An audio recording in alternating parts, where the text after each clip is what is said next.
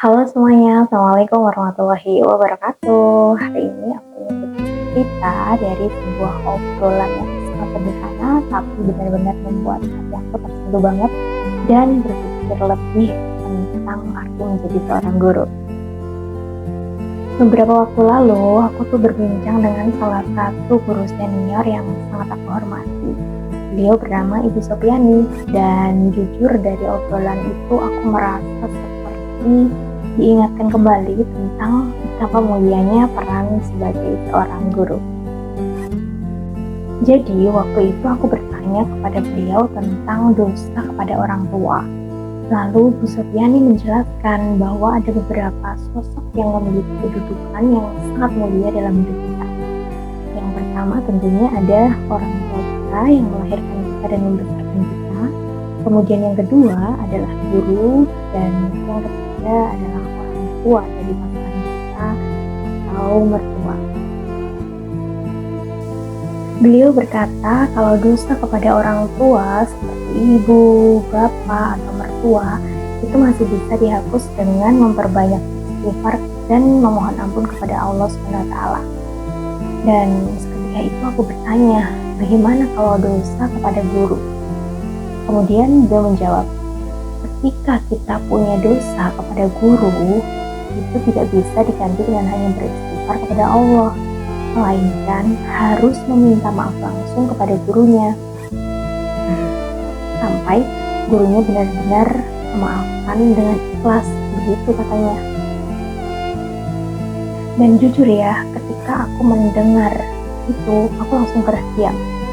Dalam hati aku berkata seperti ini, wah, ternyata mulia itu ya menjadi seorang guru gitu.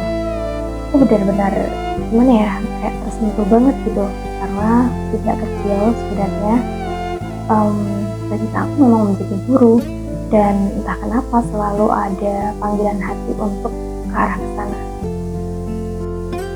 Nah, tapi aku tidak pernah menyangka gitu bahwa menjadi guru ternyata bukan hanya tentang sebuah pekerjaan saja, bukan hanya tentang kita mengajar lalu pulang, tapi tentang keberkahan hidup, kemudian amal jariah, dan juga jejak kebaikan yang akan terus mengalir bahkan sampai di akhirat nanti.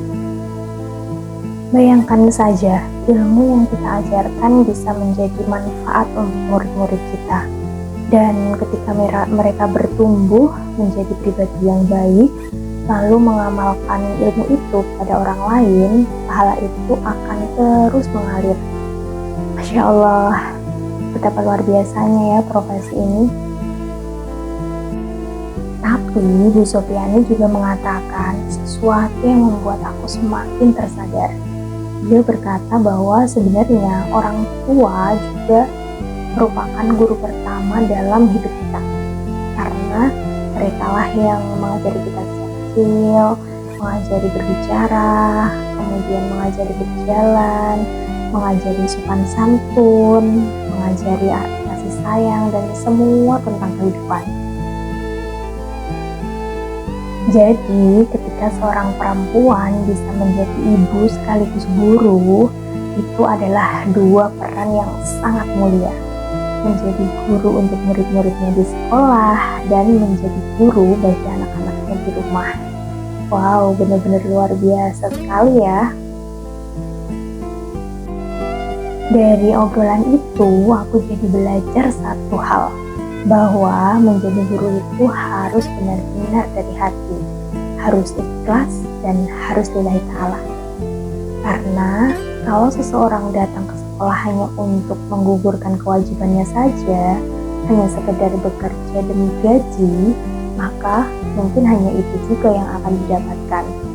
Tetapi ketika niatnya adalah untuk mencerdaskan anak-anak, untuk membantu mereka meraih masa depan, kemudian untuk mendidik dengan kasih sayang, maka apa yang akan keluar dari hati akan sampai ke hati juga. Terima kasih banyak untuk wejangan luar biasa dari Ibu Sopiani. Obrolan sederhana ini sangat berarti dan bermakna sekali. Dan untuk semua guru di luar sana, terima kasih karena sudah memilih jalan pengertian ini Karena sejatinya guru bukan hanya mengajar pelajaran, tetapi juga menanam harapan dan masa depan.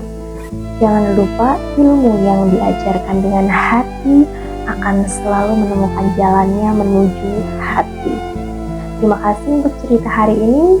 See you and bye-bye. Wassalamualaikum warahmatullahi wabarakatuh.